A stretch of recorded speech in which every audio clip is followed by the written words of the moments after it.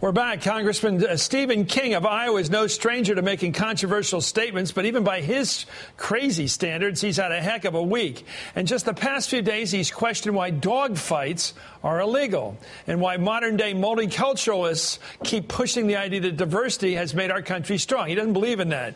He also floated the idea that maybe, just maybe, Obama's mom sent a telegram from Kenya to Hawaiian newspapers 51 years ago to announce her son's birth inaccurately. Is this guy for real? Ron Reagan is an MSNBC contributor and author of My Father at 100. And Liz Winstead is a comedian, appropriately for this discussion, and creator of The Daily Show, co-creator. She's the author of Liz Free or Die. Liz, thanks for joining us. We'll go with you first. In a recent tele-town hall, Steve King, the congressman from Iowa, answered a question from someone who wanted to know why he opposed legislation that makes it illegal to attend dog fights. Let's watch what the congressman said. When the legislation that passed in the Farm Bill that says that it's a federal crime to watch animals fight or to induce someone else to watch an animal fight, but it's not a federal crime to induce somebody to watch people fighting, there's something wrong with the priorities of people that think like that. What do you make of this guy, this character? Well, it's so interesting because, he went on to say all these crazy things about kidnapping children and taking them across straight lines and then dropping them off at a playground, which actually is illegal, I'm pretty sure, in all 50 states. I think somebody like this, he's gone out of his way to vote against any kind of bill that has anything to do with protecting animals. And after a while, you think, A, what did an animal do to him? And B, I think he watches those ASPCA ads with the dogs in the crates like other people watch porn. It's insane. What's he in the Michael Vick fan club? What are we talking about here? I think so. I mean, Vick has cleaned up his act, apparently, but this guy wants to go further in this direction, Ron. He wants to legalize dog fighting, cockfighting, under the theory that that's just as bad as or no worse than people fighting, except for the obvious difference. People decide to go into boxing. Well, exactly the point, yes. But it's easy to make fun of the Steve Kings of the world. Really, I intend to. Really easy to make fun of the Steve Kings of the world. I mean, if ignorance was an Olympic event, he'd be a medal favorite. Maybe not the gold medal, because he's got a lot of competition out there, but he'd definitely be on the medal stand.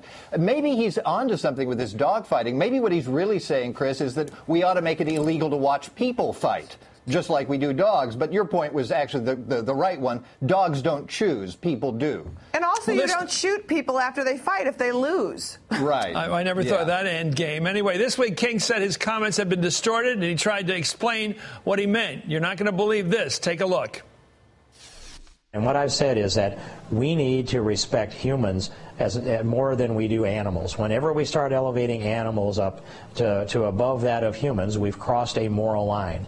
For example, if there is a sexual predator out there who has impregnated a young girl, say a 13-year-old girl, and it happens in America more times than you and I would like to think, that sexual predator could pick that girl up off the playground at the middle school and haul her across the state line and force her to get an abortion to eradicate the evidence of his crime and bring her back and drop her off at the swing set. And that's not against the law in the United States of America. You know, I don't know where to begin, but I guess it has something to do with a pro-life position. But nobody can be, you're kidnapped, you're raped, it's at least statutory. And then somehow the young girl would never bring evidence against it because she obviously has no brains at all. She would just come back. He says, took her back to the swing she was swinging on in the playground. What does he mean here? I don't know. This is what's so insane about him. And just to top it off, in his big week, he then goes on, he's hammering home the fact that we need English as the national language. And it's like, he apparently speaks English, and I have no idea what he is saying. You know what I'd like to do? I'd like to have a spot check, take a U.S. congressman like him and make him take the immigration exam, the naturalization exam. Make him answer logical questions. Your thoughts? That would be great.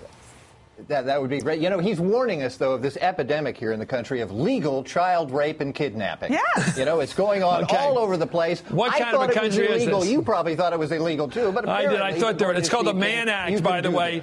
There's an actual law against taking somebody across the state line for sexual purpose. Anyway, at the same tele-town hall that he talked about dog fighting, King also took a question from a birther asking why he isn't investigating Obama's eligibility to be president. Here we go again. He went back into it again, and here's his theory. Let's listen.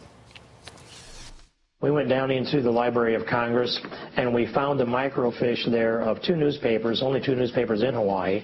Each of them had published the birth of Barack Obama. It would have been awfully hard to fraudulently file the birth notice of Barack Obama being born in Hawaii and get that into our public libraries in that microfiche that they keep of all the newspapers published.